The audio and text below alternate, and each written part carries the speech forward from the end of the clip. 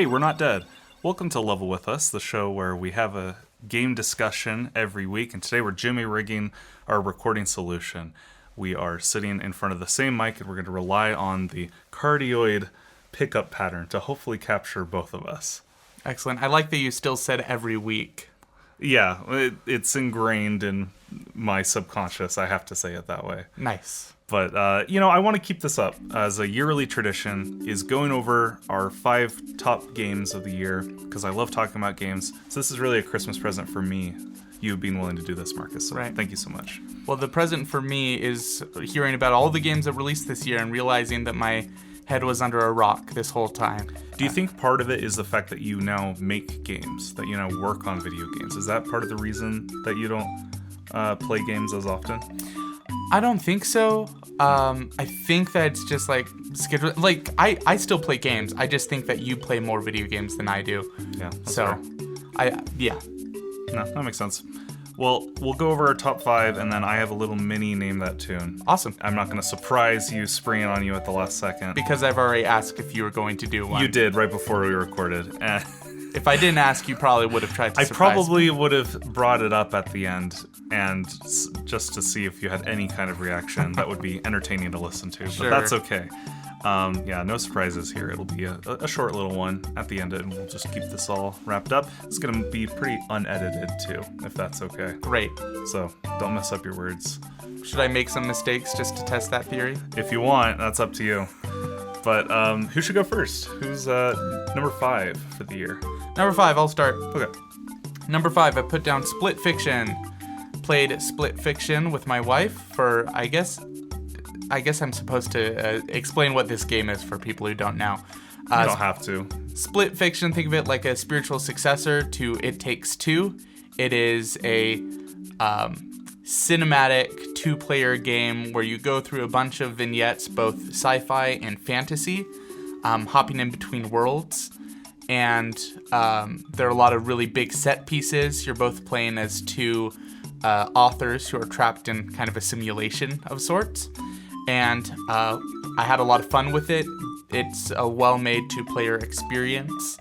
I have some critiques of it, but all in all, like in terms of, if you think of these lists as like my top 5 video game experiences of the year, it's absolutely up there. It's a great experience. And fun fact, I just played it, I finished it a second time last night with our brother Andy. And he loved it. He had a great time. And fantastic game. Co-op games are becoming like a thing. And it's because of this studio. It's because of It Takes Two and Split Fiction doing so well. We're getting tons of announcements for co-op only games. Little Nightmares 3 came out a month or 2 ago, and that has like the Friends Pass thing. We only need 1 copy of the game, so you can play the full thing co-op. And it makes sense. There's a lot of couples that like to game together. Yeah. I think they've really perfected their formula with the whole genre conceit and having a new mechanic every single level. Right. Really fun experience, like you said. Yeah. Yep. I mean, I got all of the cool abilities, so that was the only the main unfortunate part. Okay, see, I played in both roles. I thought it was fairly balanced. Which one were you, Mio or Zoe? Were you the sci-fi or the fantasy? I was Mio. You were the sci-fi one. Yeah. Okay. Yeah. Every time there was a level and there was 2 different roles, Beth and I was like, well, maybe we'll both have good roles. And then we went and we're like, yeah, we both agree. I do the cooler thing. That's funny. It's probably just our preference. That's interesting because, my friend said, I wish I could have been Zoe. She had the way cooler ones. I feel like it's a grass is always greener situation in that case. Not, if you both agreed on it, fair enough. But, no. Well, and again, it adds replayability to be like, okay, now I'm going to play as the other character. Right. Because it's different every level. Yeah. Which is cool.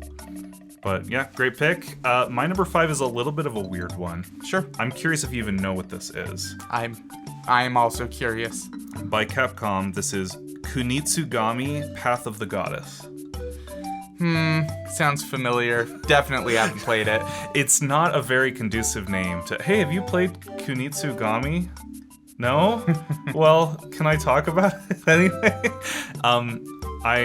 It's a game by It's interesting. Last year, one of my top games was Mini Shoot Adventures. You remember that little bullet hell Zelda game? And the reason I knew about that is because Game Informer did an article being like, you've never played this amazing hidden gem. Well, this is the exact same thing for this. Also Nice. from Game Informer, they're like, hey, no one's played this game, but it's amazing. And I played the demo and liked it enough that I played it on Game Pass. And the best way to describe it is it's kind of an RTS-ish game, action game. So you play as kind of this samurai warrior character, guardian character, and there's a dancing maiden who's dancing very slowly towards a torii gate. And out of that torii gate, this is on like a Japanese mountain. Sure. Out of that torii gate, tons of monstrosities are coming out. And you're trying to defend her, so you're attacking them, until she makes it to the gate and then purifies that area Nice. of the mountain. Okay. And you're slowly making your way down the mountain, purifying each one. And as you rescue villagers who are caught up in all this ichor and, this weird growth, this corruption, Sure. as you free them, they become warriors, and they don masks, and they all have different roles. And so just like an RTS or like Pikmin or something, you assign different roles to them, and you position them. You tell them, you go here, you go there, you defend this area, here's a choke point, I'm going to put a bunch of guys here. But then you yourself are also attacking things. Nice. And kind of weird, kind of hard to describe, but really, really good.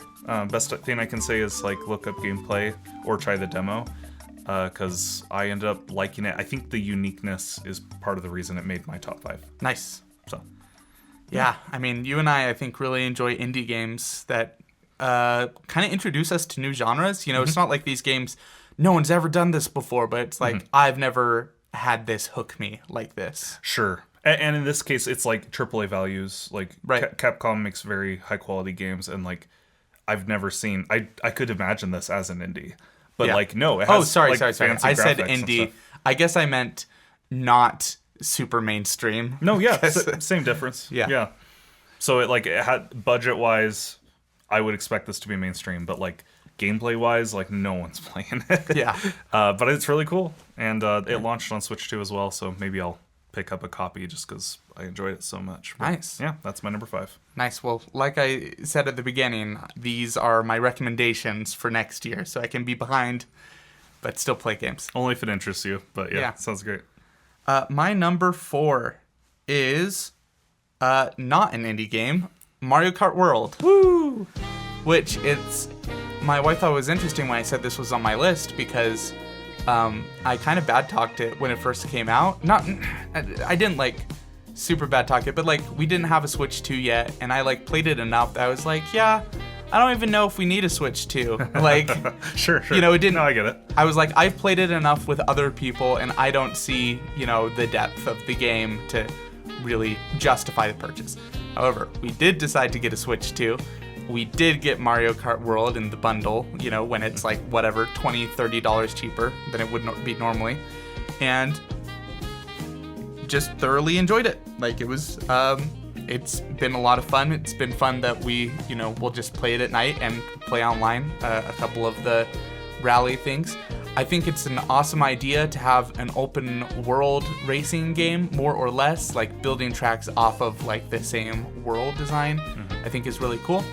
And I just think it's the perfect party racing game. Like it's a game that you can play with your niece or nephew or parents or grandparents. It's a good game kind of for everyone in a lot of ways. It's kind of bonkers that like more people and like kids growing up know about Mario Kart more than Mario itself. Like Mario Kart was a spin-off, but it sells more, it's more recognizable. Yeah. It's something that you can pick up and play with a big group, which is great. So, but your earlier observations, I don't think were off though. Like, I feel like it is just another good Mario Kart. I really wish they did more with the open world, but for what it is, I still like it. I still really like going from course to course and exploring, even though there's not a lot to collect. I think it's a solid, really polished game. Yeah, and I mean, the soundtrack bumped it up a ton in my estimation. Incredible. 8 hours. Yeah. 8 hours. I've listened to it at work multiple times, and there's many times where I'm like, I don't know if I heard this one yet. I don't know if I heard this track yet. You know what I mean? Honestly, probably the main reason why I like the free roam mode is because you get to hear more of the soundtrack that is like the more chill kind of. Yeah, the chill, because you don't hear those when you're racing. You know, the one that's closer to elevator music than like pump up music, and that's fun stuff. Those are really, really good arrangements. Absolutely. Yeah. They added an update too that you can now see the track name when you're exploring. When you hit pause. Yeah, really? Wait, no, I did note that. Yeah. I wish, I hope they like go full jukebox though and let you shuffle songs or like make your own playlist. I don't see it happening, but I would love it if they did. Yeah. If Sakurai was making the game, that would be a feature. Yeah. For sure. And speaking of Sakurai, my number 4 is Hades 2. What was that? I don't know.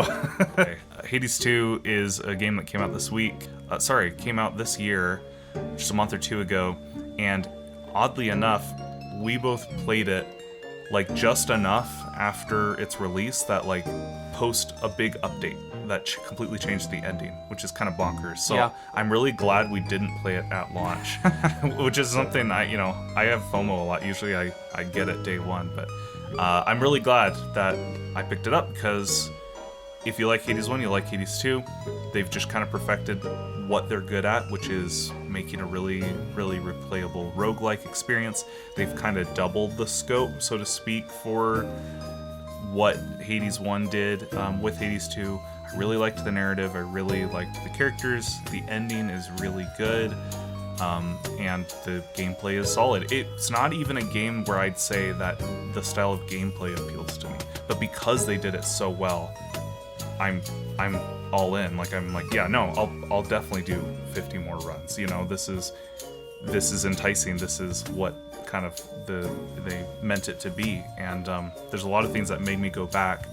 I do think it'll take a really long time to 100%, so I'm going to take a long break before I get back in. It's a little overwhelming, but I'm glad I was able to at least see the completion of the story, see a couple of the side quests, and there's a thing called Chaos Trials, which I really, really like, where it basically gives you a broken build, and you just have to complete like one section of the game using the broken build, and that appealed to me a lot too, because I could just kind of do a nice bite-sized session. Get to the best part. Right. Yeah. So I think it's universally praised already, so I'm not really saying anything new, but I think it's a lot for me, though, to put a roguelike on my list. Sure. Because unless it's a deck builder, roguelikes don't jive with me very well. Sure. But Hades is on another level. They know what they're doing. Yeah. Do you want to know where this is on my list? I assume it's your number 2 or number 1. Do you want to guess? I'm going to guess number 1, but let's leave it a surprise. Okay, that means I can't talk about it now. Sounds great. if you Let's have a conversation again in 10 minutes. Sounds good. All right. Sounds great. Well, what was your number 4 then? Or your number 3, sorry. Yep, we're at number 3 now. I have Hollow Knight Silk Song, which is kind of a Souls-like Metroidvania. Is that a fair estimation of it? Absolutely, yeah.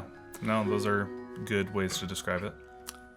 I mean, the best things to say about this are just the, I wish there was a better word than vibes, but the combination of the character designs, the environmental settings, the music, just little details that go into it really sells this experience of, this haunted kingdom that you're fighting your way through. I got extremely close to rage quitting this game. There was a somewhat early boss that I could not beat, and I don't know if this is true of all games like this, but it got easier later on because you have more abilities accessible to you, and I guess you're better at the game. Right. So those combination of things mean that my second half of the playthrough I think was my favorite part, because I think that this game starts out more difficult than Hollow Knight starts out, in my opinion. But honestly, it was kind of just the fact that I committed to playing this game that I think I enjoyed it so much. Because there are a lot of games like this that I would not commit to. I don't even want to bother. But just because of all the hubbub around it, and I knew people had been looking forward to it for years, I decided I'm really going to give this a shot. And of course, I did not get the true ending. I did not do everything that there is to do in this game.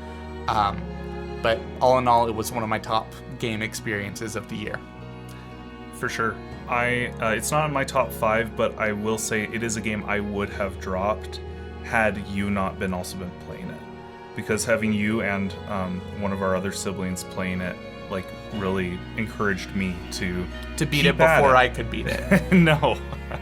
But like the olden days. It wasn't so much a competition as it was I wanted to swap info. I wanted to talk about it because you guys were into it. Yeah. And I'm glad that I did, though, because like you said, vibes-wise, the world is really immaculate. I actually really liked the writing, which normally I wouldn't care for as much. Sure. I think it was the overall story is really interesting, and I thought the world was beautiful. They know what they're doing. Team Cherry makes really quality games. It's not my type of game, but I still got through to the initial ending. Right. I tried a little of Act 3 and I just can't. I cannot. But fantastic, game. I liked it more than I thought. Cool. If that makes sense. Yeah, me too. Difficulty notwithstanding. Well, my number 3 is Split Fiction, which you've already kind of talked about. So I won't add too much other than experience-wise, it was really great to hit it for the first time with my wife. I thought it was really good at what it was trying to accomplish. It was visually really fun. Yes, are any one of these sci-fi or fantasy worlds like original enough to become its own game? Maybe not, but it's fun because you're switching. It's fun because you're going from dragons to grab bag to cyber ninjas, right? It's the variety, and a game with tons of variety always appeals to me. So yeah, especially I had a fun time. A variety where it takes an idea and does a lot of cool things with it, and then usually doesn't overstay its welcome. And it's like, all right, cool, moving on. Yeah, it moves on really quick. It has a really quick clip to its pace, which I appreciate. And then the last thing I'll say is I think it has one of the best final levels of any video game. They do stuff, I don't want to spoil it, but they basically do some meta things with how you see the characters and how you interact with the world. I forgot about that. Really unique. Yeah, I know. It is very brief, and so it's easy to forget about. But it's like their wildest ideas. Instead of being like, put them on the cutting room floor, they're like, give them a taste of it for 20 seconds. Do it. Well, there's some stuff at the end. I'm like, I legitimately don't know how they did this. I don't know much about programming, but I bet this was hard. Yeah. And based on some interviews I looked up, yes, it was. It was really hard to implement. I'm so glad they did, though. It's so cool. They take I'll say this. They take the title of the game and really literally make it a very cool level. Yeah. So, and I'll just leave it at that. But yeah. Yeah, exactly. What's your number 2? My number 2 is Chants of Sennaar. Ooh. Chants of Sennaar. This came out, I believe, last year, not this year. But as we always have done, we've been including these games or experiences based on when we play them, not when they came out. And Chants of Sennaar is essentially a deduction game where you are learning languages and you're learning words and you are deciphering what these people are saying in like glyph languages. I think it's very well done. I think that there's a lot of interesting puzzles that they go throughout.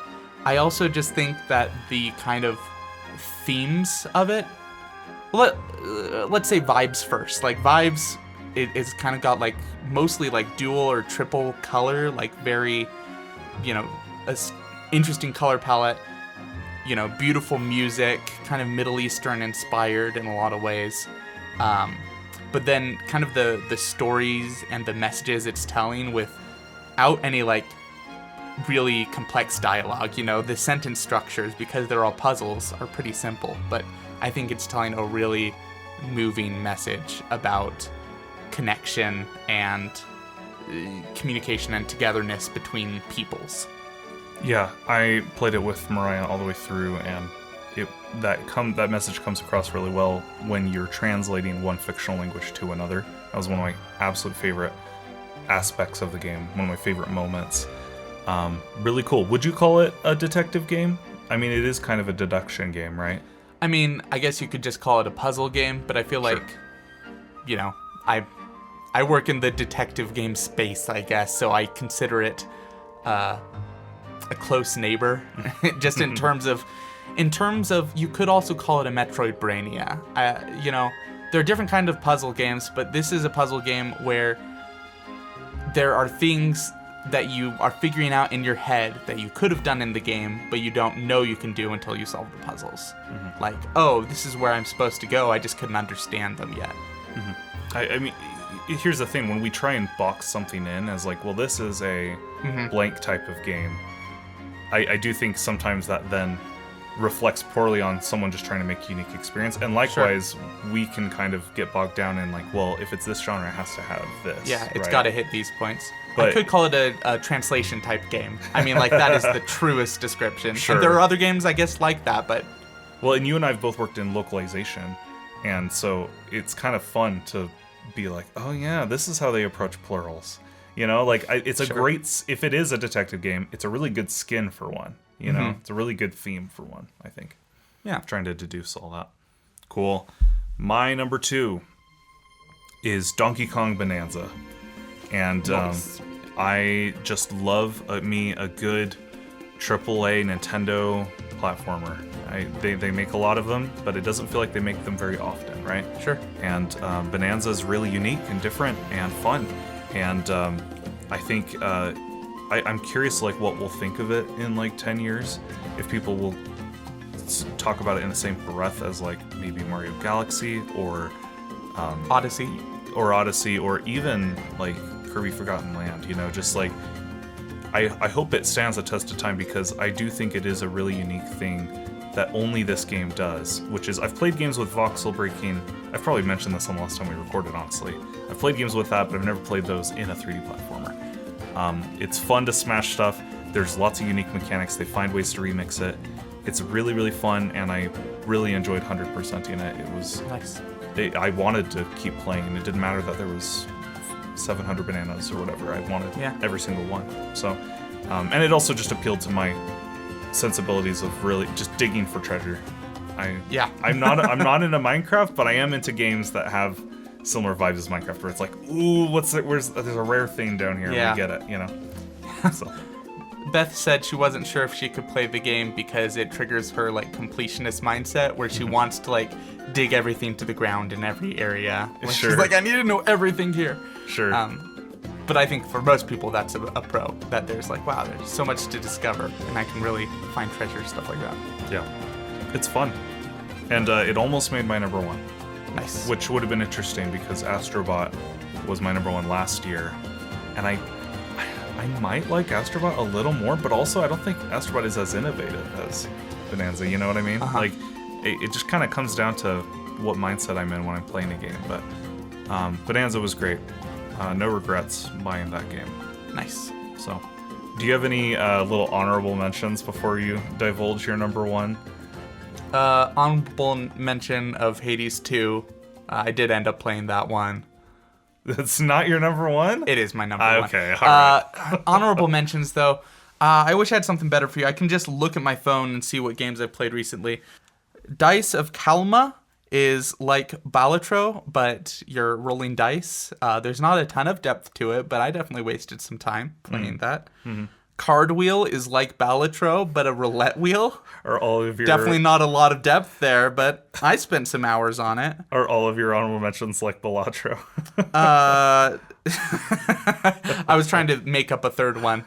Just those two. What about this one on your phone? Do you have an honorable mention for that one? Oh, yeah. So that one is called Taco Bell. It's a food-like. What's really the innovation here is that it uses real money instead of made-up currencies. Oh, wow. And there are actually real-world prizes, like chalupas, bean burritos, a lot of perks to that game. I'm surprised I didn't make your top 5.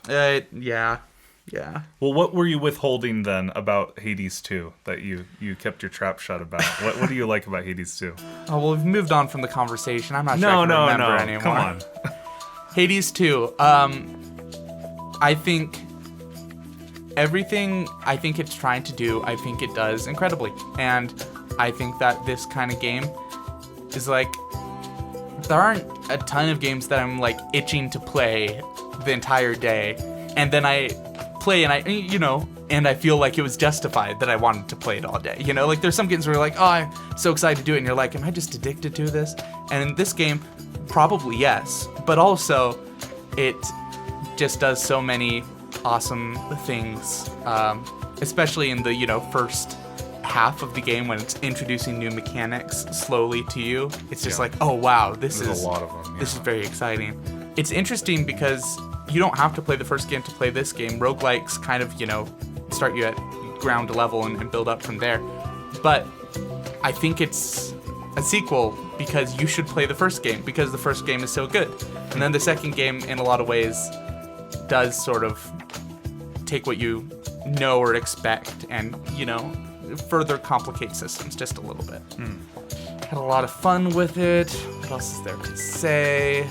I'm surprised. I'm not surprised that you said it's addicting, because I wish I could have willed myself to play it over the course of a year. You know what I mean? Yeah. I think I really would have liked that gradual unfolding of mechanics and story over a long period of time, but like, I really binged this game. Yeah. It kind of makes you just want, just one more. It's got the just one more effect for sure. You play a single run, and it's because it gives you stuff in the hub area where it's like, oh, well, there's new characters to talk to if you care about story, or there's new abilities to unlock, there's new buffs to buff. It makes you're like, all right, let's go back. Like, you don't mind dying because it means you just get to try again, which is a crazy thing they pulled off. Yeah, that's the central reason I bounce off other roguelikes, but not this one.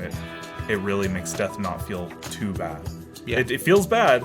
You still want to keep going, but like in a good way. You're like, oh well, at least I have the next run to look forward to. At least I have new characters to talk to, new dialogue. Oh, I can finally harvest all my plants.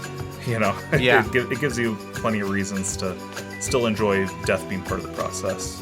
Which I don't know if I can think of another game that does. So pretty amazing. Yeah, I saw someone online critiquing, whining, we'll say, about some post-game content that they were expecting that wasn't there, and they said something like, just a typical example of them being like lazy or like cutting costs or something. I was like, gosh. I can't disagree more. Like, I'm guessing it's probably because that person did early access, and so they were expecting, their expectations spoiled the experience of the ending and the post-game. Because they're like, I've been playing this a whole year and this is all I get? They got desensitized to exactly how much content they've already had for hundreds and hundreds of hours. Exactly. This is likely someone who has played at least, 70 plus hours. Yep. So I disagree. I feel like at almost every junction, they put in an amount of content and effort that is greater than one should expect of an indie game that you paid $30 for. Yeah. Well, I mean, at least someone like that can still find enjoyment, and someone who's not a hardcore 700-hour person can also find enjoyment. You know what I mean? Yeah. Like, it's at least people from a different range can find something they like about it. And hopefully, I mean, they clearly cared about it enough to want more stuff, so they probably really liked it. Yeah. Cool. I have a couple honorable mentions, as always, because I always feel bad that I can't add them to the list, but I think more than top 5 would be overkill. Sure.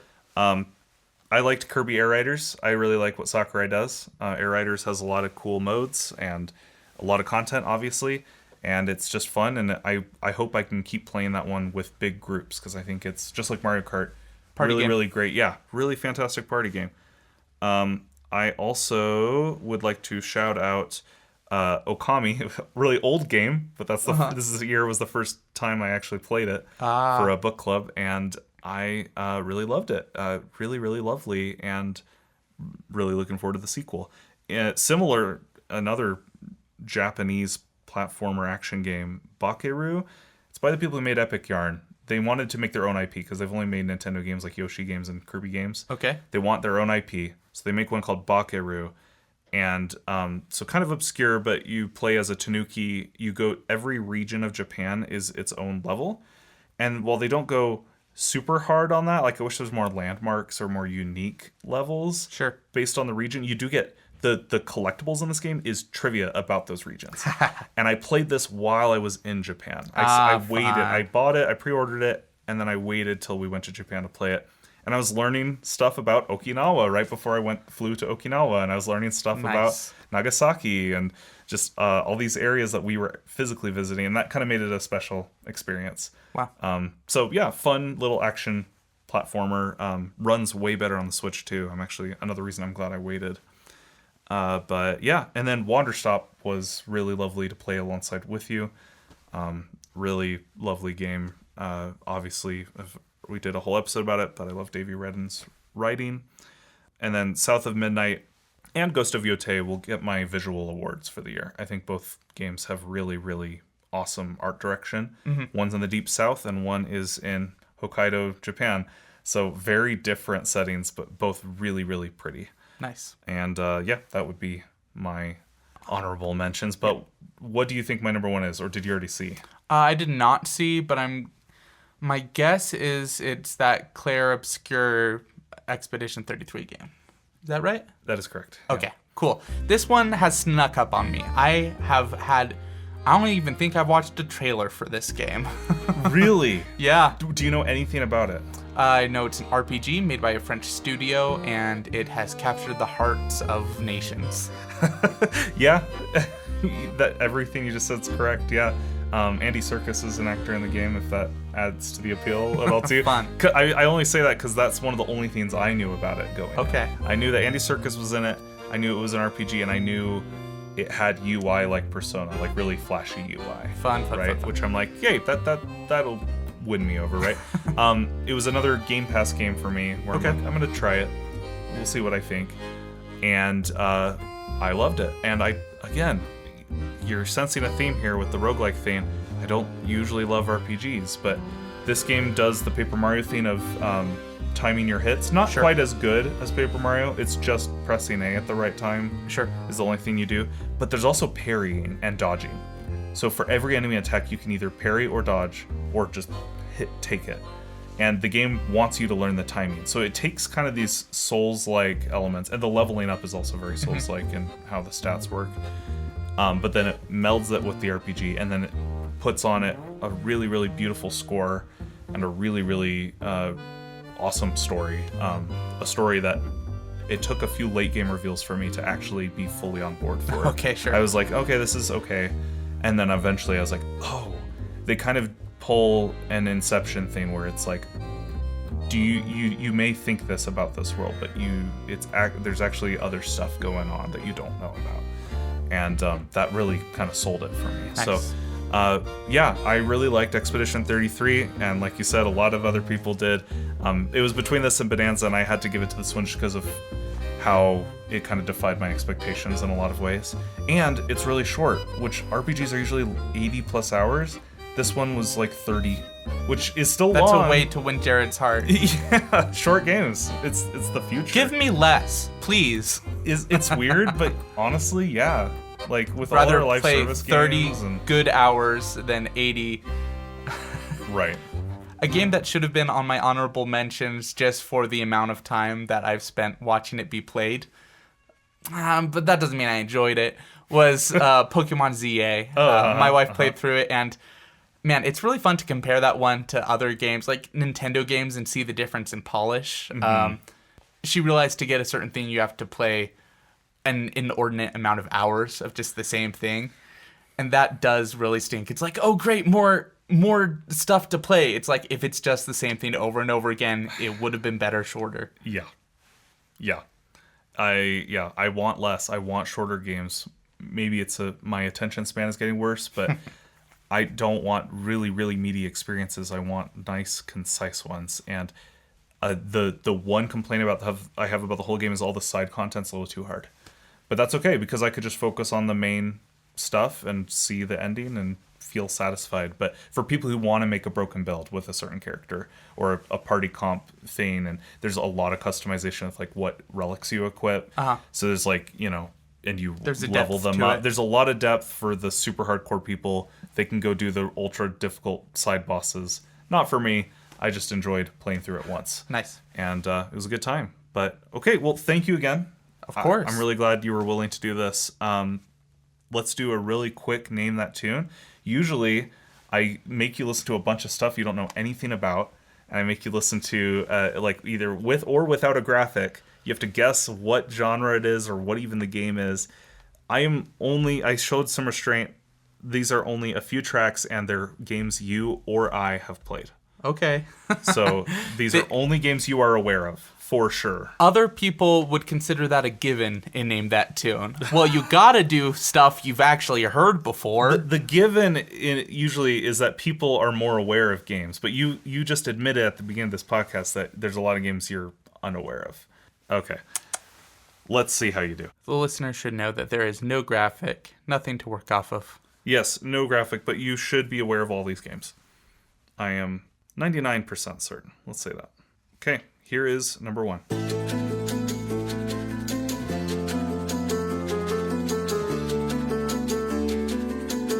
Right off the bat, it sounds very Hades-like. What makes you say that? Yeah, that's definitely Hades too. That is correct. Is that the island of Circe? Ooh, very close. Oh, this is Icarus. This is Icarus's theme. Yeah. Correct. Well done. Thank you. Did good with that. Here is track number 2.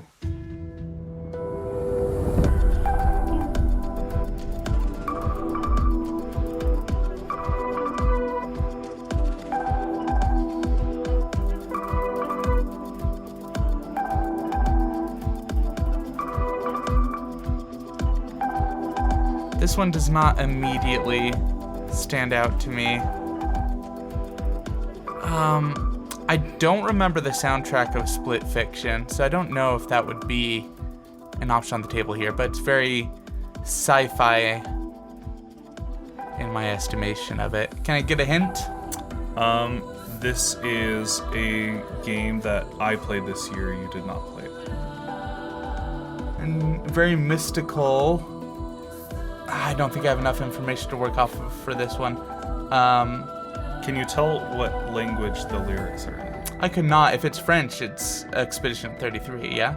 That is correct. Okay, because I was expecting to hear some accordion if it was Expedition 33. Well, it's funny you say that because they own their Frenchness in that game. You fight mimes, and there is accordion music that plays when you fight mimes. That's good. And every character has a baguette skin they can wear, where it's the striped shirt and beret, and it's called baguette. That's nice. But yeah, this is one of my favorite tracks from the game. It's in an underwater area. Your hair is underwater, but you're still breathing air. It's very weird and trippy and cool. Very cool. Good job. Here is the next track.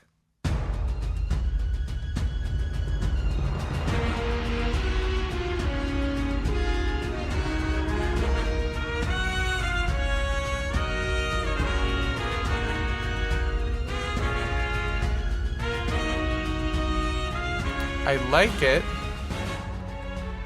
It's very epic. The horns made me want to say Bonanza. But this would have to be like the final level of Bonanza if it was Bonanza. It sounds like epic RPG stuff. Was this in one of our top 5s?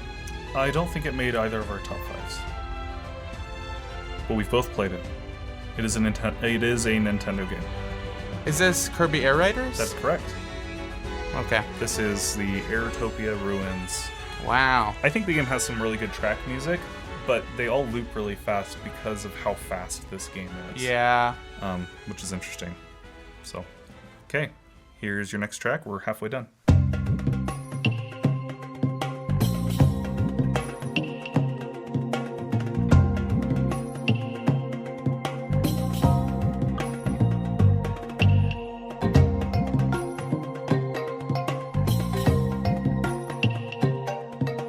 Is this one Bonanza? Yes, No. correct. Oh.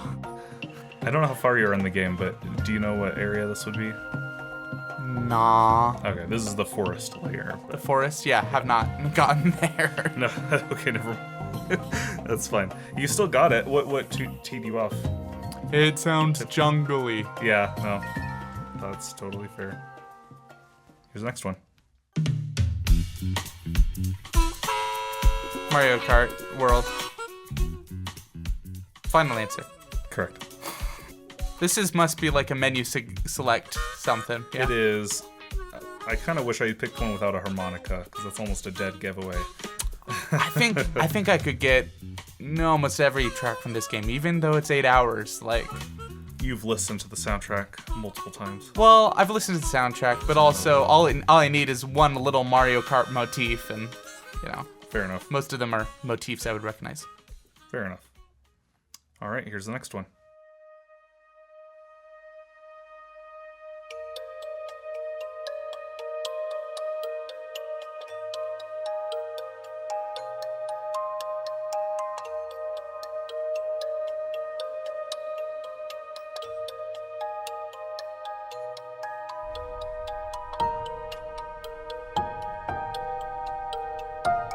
Oh.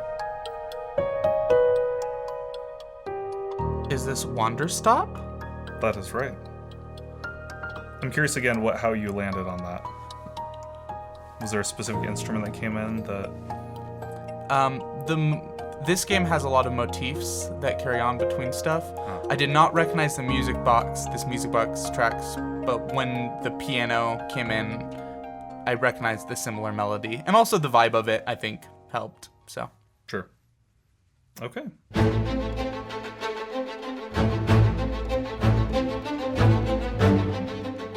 This is Hollow Knight Silk Song. Do you know where this plays?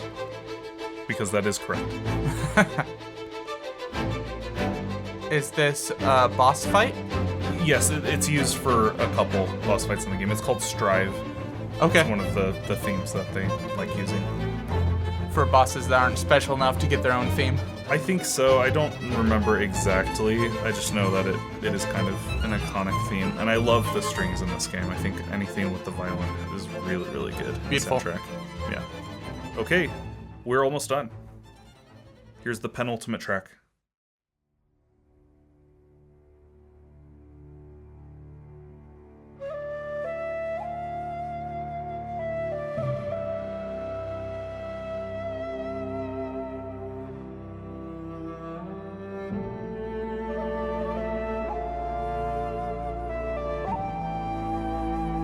Moody, Asian, Ghost of Yote. Correct. I was like, moody, Asian, Bakiru. Yeah, this is Ghost of Yote. Correct. I don't know did I get honorable mention? I think I did for the visuals. Did. Yeah. I mean, honestly, the open world, I wish they went more open with it, but I did really enjoy it. I like Wandering Samurai narratives. Sure. So, did you beat that game? I did, yeah. It was kind of my game while Mariah was away for a few weeks, so it was just kind of my... Nice. I played it every night. It was good. The best part of that game is you're actually a bounty hunter, and you actually seek out bounties, and each person you have, like, catch the bounty of has some kind of gimmick. Like, oh, this person, he feeds people to crows after he... does away with them. Sure. Or like, oh, this person, he this always scumbag. Yeah, like this person always murders people with a smile on his face. He's known as the smiling bandit or whatever. Sure. But I like that. I really like that. There's a lot of that was my favorite thing. I liked it way more in the main story. I was like, I just want a bounty hunt. Can we just make a bounty hunt game? Nice. Anyway, this is the final track. Good luck.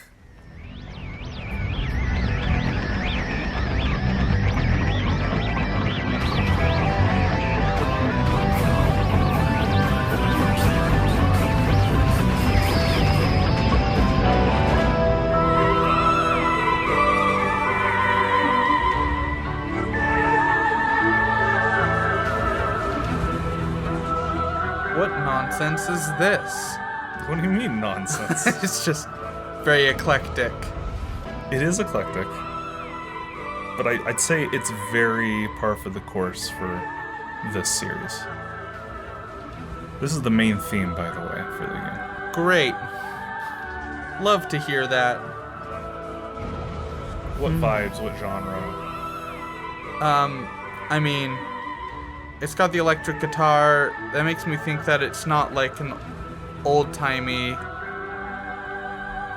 The setting is modern or sci-fi. Does it not take place in the distant past? It does not take place in the distant past. Yeah, I've definitely never heard of this before, to be clear. So that means it's a game you played and I did not play? That's correct. Okay. I thought you would pick up on it instantly. There's one game that I can think of that constantly uses synth choirs. Metroid? Yeah. Okay. Correct. All right. Cool. Which Metroid?